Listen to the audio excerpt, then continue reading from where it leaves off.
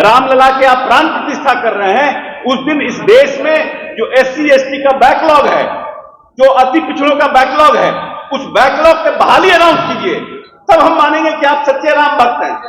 आपने अनुसूचित जाति जनजाति का बैकलॉग क्लियर नहीं किया, अभी तक देश में बैकलॉग बना हुआ है।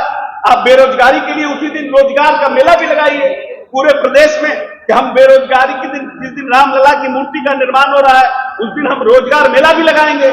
उस दिन आप महंगाई के लिए कटौती करने के लिए उस दिन भी करिए, तब ये कॉम्पैक्ट आपका ये कॉम्बिनेशन होगा, एक तरफ धर्म, एक तरफ रोजगार, एक तरफ महंगाई, तब माना जाए।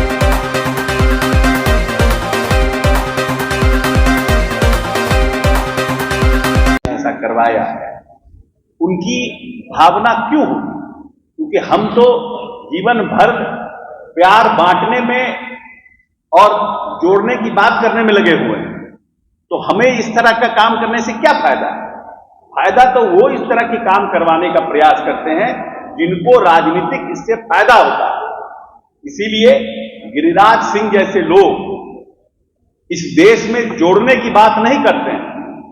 गिरिराज वैसे लोग इस तरह की घटना की हम जितनी भर्त्सना की जाए उतना कम है, और प्रशासन पूरी तरह से सजग होकर वैसे लोगों को चिन्हित करके कार्रवाई कर रहा है।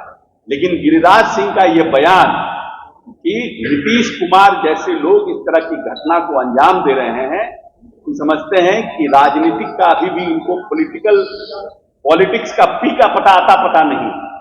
जो व्यक्ति 24 घंटा जग करके यह प्रदेश महफूज रहे, यह प्रदेश में कैसे अमन चैन कायम हो, अपने पार्टी के नेताओं के साथ साथ भारतीय जनता पार्टी के नेताओं से लेकर आरजेडी के नेताओं तक को रात के 2-2 बजे तक फोन करके ये बात कहना कि आप सजग रहिए, आप वहां पर माहौल को अपने हिसाब से देख करके और प्रशासन को मदद कीजिए, वैसे व्यक्ति के ऊपर ऐसा आरोप लगाना, और 17 साल में कोई घटना नहीं हुई इस प्रदेश में, नक्सलिज्म को जिस व्यक्ति ने खत्म करने का प्रयास किया और खत्म किया, वैसे लोगों पर ये तरह का आरोप लगाना तो यही है कि ये लोग किसी भी तरह से इस प्रदेश को फिर से हिंदू मुस्लिम के बवाल में फंसाना चाहते हैं, और प्रदेश को जो अमन चैन के साथ ये प्रदेश आगे बढ़ रहा है, 10.98 के ये विकास दर से जो प्रदेश आगे बढ़ रहा है, उसको किसी तरह से प्रदेश को कब्जा में करना, किसी तरह से ऐसा माहौल पैदा करना कि हिंदू की भावनाओं को भड़काना, फिर से कहीं दंगा पैदा करा देना भावना भड़का करके, उसी में ये लोग लगे हुए हैं जिससे कि इनको फायदा मिल जाए राजनीतिक। लेकिन प्रदेश के लोगों को पता है कि यह प्रदेश में किस तरह के धर्म का उद्भव हुआ है। बुद्ध भी यहीं पैदा हुए, महावीर भी यहीं पैदा हुए, सम्राट अशोक भी यहीं पैदा हुए। इसीलिए इस तरह की चीजों से और गिरिराज जी जैसे लोगों से अब प्रदेश भी और देश भी उब चुका है।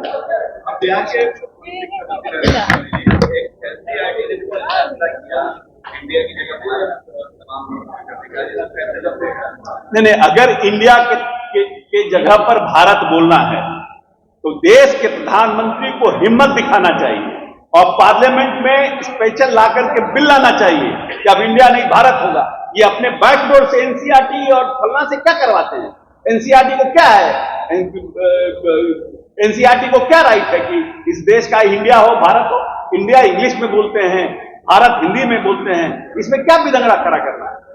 क्योंकि एक गठबंधन बन गया, इसके लिए आप पूरे देश का नाम बदलना चाहते हैं?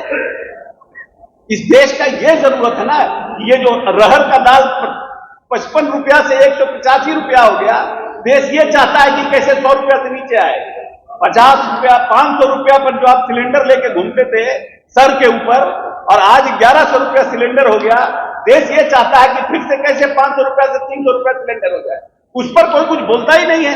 इंडिया भारत, 22 जनवरी को राम मंदिर के दिन, जिस दिन आप राम मंदिर का कि रामलला के आप प्राण प्रतिष्ठा कर रहे हैं, उस दिन इस देश में जो SC ST का बैकलॉग है, जो अति पिछड़ों का बैकलॉग है, उस बैकलॉग पे बहाली अनाउंस कीजिए, तब हम मानेंगे कि आप सच्चे राम भक्त हैं।